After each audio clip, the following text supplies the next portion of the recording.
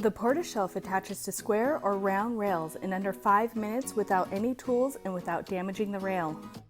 Each Porta-Shelf comes with mounting hardware for your barbecue, so you won't need to remove it when the boat is moving.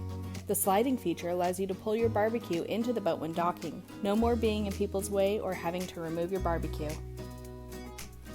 The shelf is capable of holding 30 pounds when extended over the edge, which is the equivalent of 4 gallons of water.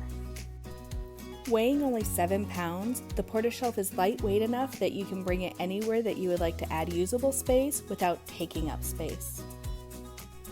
The 2-inch lip around the edges and back help to secure items from rolling off the shelf, while the cutouts allow you to place your propane tank off the side when cooking or to clean the grease traps when you're done cooking.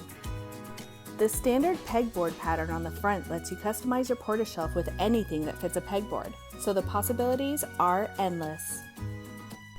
Being made of aluminum, the Porta-Shelf doesn't get too hot to touch after a long day in the sun.